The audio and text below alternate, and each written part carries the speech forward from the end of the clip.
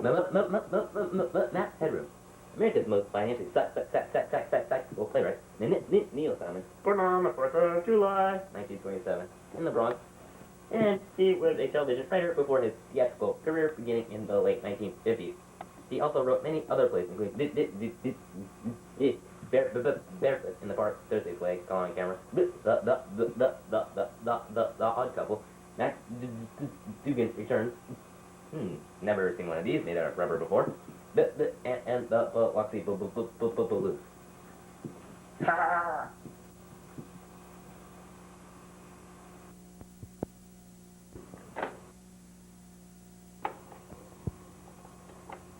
Hey Jude.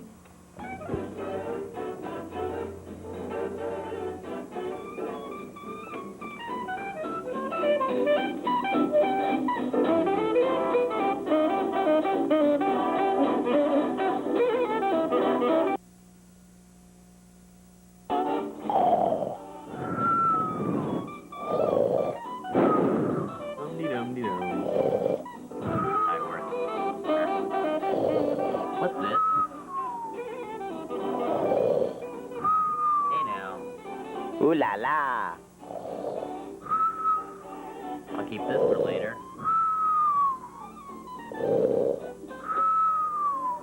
Hee hee hee hee hee.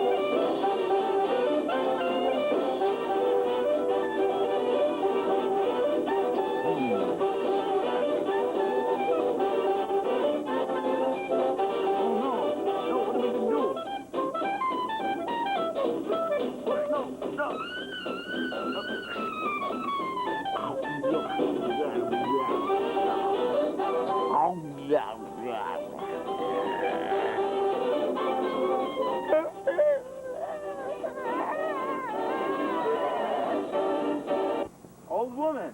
Man, Oh, sorry about the old woman. Who died? Mr. Nunzio. Mr. Nunzio, the shoemaker? Yeah, Where did he die from? he had cancer.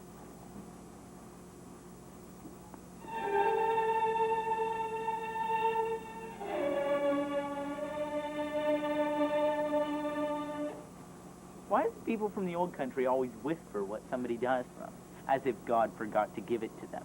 And he'll hear them and say, oh, okay. I don't understand this. What? I mean, Mr. Nucio, he died from cancer. And my Uncle Dave died from a coronary.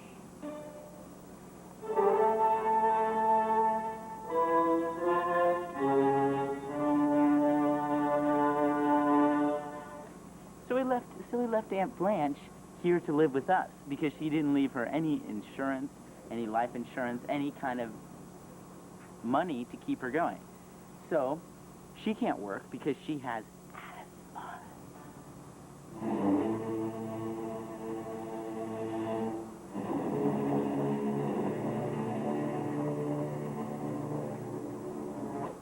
So that forces my dad to go out and get an extra job. But I don't know how long that'll last, seeing as how I heard my mom the other day discussing that my dad was starting to get high blood pressure.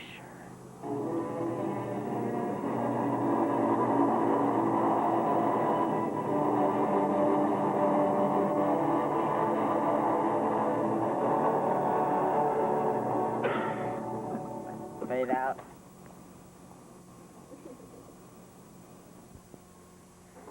You're not going to believe this. Well, tell us already. This suspense is killing me. Okay, here goes. I'm going to be in a Broadway show.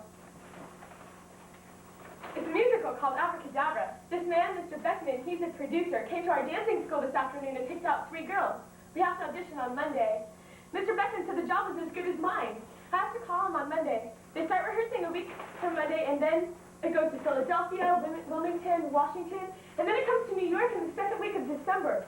There are 9 big musical numbers, and there's going to be a big, big last tank and a huge finale that takes place with all of the cast underwater. I mean, can you believe it? I'm going to be in a Broadway show. What is she talking about? What? What do I look like, a father or something? How can you be in a show? Don't you have to know how to sing and act? I can sing. But you can. Well, I probably won't have to. They're just looking for dancers. He didn't ask you if you were 16? He just asked me to audition. Isn't anybody excited? I am. It's the most fantastic thing I've ever heard. Thanks, Eugene. I'm glad somebody's excited. What about school? School? This is a Broadway show. This is what I want to do with my life. Algebra and English isn't going to help me on stage. Aren't. Will you stay out of this? Forget about it. Forget about school. Do you know how hard it is today for a girl to get a job without a high school diploma? Tell her, Stan. What? How would I know? I guess it's very hard. Why do you send me to school for 3 years? Why did I spend 2 hours a day on the subway, 4 days a week after school, with the money that you make going half blind over a broken sewing machine? Because it's my pleasure, because I know you love it, and because you asked me to. Then I'm asking you to do something else. Let me do something for you. I could be making almost $60 a week. I wouldn't make that much with a college diploma. Uncle Jack will be home soon. We'll discuss it at dinner. I have to know now. Why do you have to know now? What are you talking about? It was a tense moment for us. I like tense moments, especially when I'm not the one everybody's tense about. We'll leave it up to Uncle Jack. He knows about these things. He'll make the decision. Why? I love him, but he's not my father. Because I need help. Because I don't always know what the right thing to do is. Because I say so. That's why.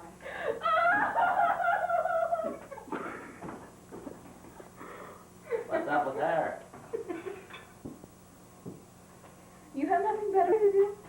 Go get me some bread. Go over to Greenblatt and get me some fresh rye bread. What do you mean get you some bread? You want some butter too? Some butter. What do you mean I have nothing better to do? I just got back from Greenblatt this morning. So you go again. When I grow up, all I'm going to know how to do is go to Greenblatt. I'm going to get a job as a taxi driver. I mean, hey. You don't want to go? Fine, I'll go. No.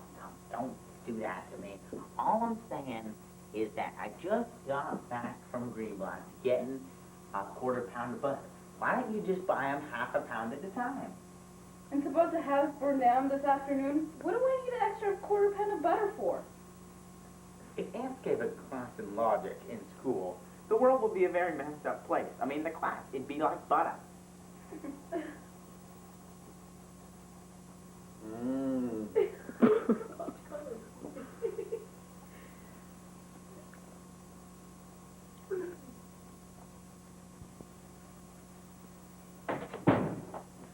Don't you believe in knocking? Well, I believe knocking exists, but the policy of knocking, that could be up for debate. What do you want? Well, do you think during dinner you could do me a big favor? What favor? You think you could bring up a certain... Topic. Oh, you know, about people in general, values, people who stand up for their principles. What people? Any people. Abraham Lincoln. Yeah, just bring it up during dinner like 3 or 4 times. 3 or 4 times? I'd be very grateful if you did. I have my own things to discuss at dinner. I don't want to talk about Abraham Lincoln. Well, just talk to Dad after dinner about it. I don't know what you have to complain about. At least your father is around the house to make decisions. You don't know how well you are off, Stanley. Sometimes you make me sick. Whatever. Barbara Streisand, she's like butter. Give me...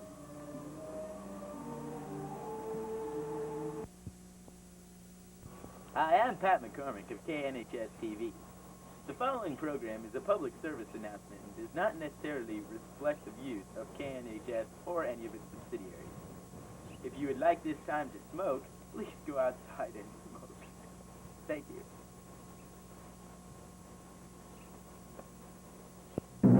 I wouldn't be too sure about that.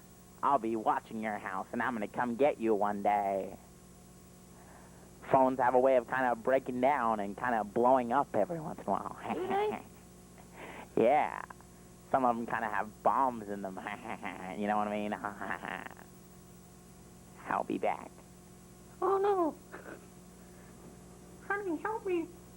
Help me. To allow any telephone repairman into your house. Because there are many people who want to pollute your bodily fluids through the telephone line. Let me quote to you from this text, page A28 of the Smart Yellow Pages.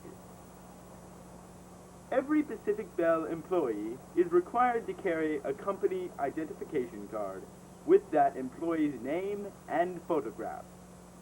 If you have any doubt that the person contacting you is an actual employee of Pacific Bell, ask to see that person's identification card. I carry one with me at all times. Of course, I can't show it to you. It's busy right now.